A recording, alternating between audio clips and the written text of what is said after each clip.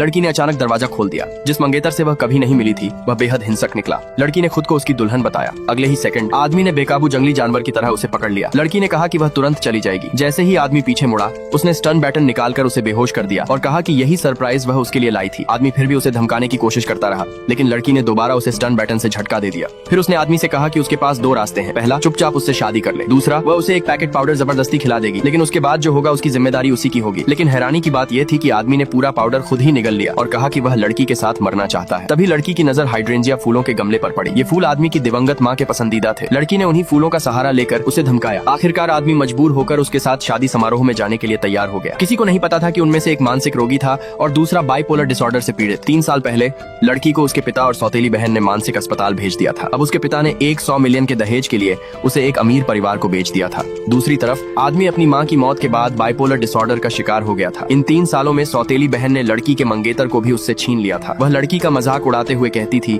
कि वह सिर्फ एक पागल आदमी से शादी करने लायक है। शादी के समारोह में सौतेली बहन और लड़की का एक्स मंगेतर इंतजार कर रहे थे कि आदमी लड़की के साथ बदसलूकी करेगा, लेकिन उनकी उम्मीदों के उलट दोनों सामान्य तरीके से साथ अंदर आए। जब होस्ट ने दूल्हे से दुल्हन को किस करने के लिए कहा तो आदमी के पिता डर गए कि कहीं उनका बेटा सबके सामने फिर से बेकाबू न हो जाए, क्योंकि वह किसी का छूना बिल्कुल पसंद नहीं करता था। लेकिन आदमी ने तुरंत लड़की की बात मान ली। शादी खत्म होने के बाद आदमी के चचेरे भाई ने उसकी दिवंगत माँ का अपमान किया। आदमी गुस्से में अपना आपा खोने ही वाला था, लेकिन लड़की ने तुरंत अपना घूंघट उतार कर उसके हाथ पर लपेट दिया। वह नहीं चाहती थी कि वह खुद को चोट पहुंचाए। इसके बाद आदमी ने अपने चचेरे भाई को बुरी तरह सबक सिखाया। यह देखकर पिता अपने बेटे को सजा देने वाले थे, लेकिन तभी लड़की ने अपने फोन की रिकॉर्डिंग चला दी। उसने चुपके से उस चचेरे भाई की बातें रिकॉर्ड कर ली थी, जिसमें वह आदमी की माँ का अपमान कर रहा था। सच जानने के बाद पिता को एहसास हुआ कि उन्होंने अपने बेटे को गलत समझा था। उसी समय सौतेली बहन ने फिर लड़की को उकसाते हुए कहा कि वह आदमी का बच्चा पैदा करके दिखाए। उसे पता था कि आदमी अपने हिंसक स्वभाव को कंट्रोल नहीं कर सकता और उसे यकीन था कि लड़की को एक दिन घर से निकाल दिया जाएगा। जैसे ही आदमी कमरे में दाखिल हुआ उसने कहा कि वह तलाक चाहता है। लड़की ने साफ मना कर दिया और कहा कि वह कभी तलाक नहीं देगी। आदमी ने उसे चेतावनी दी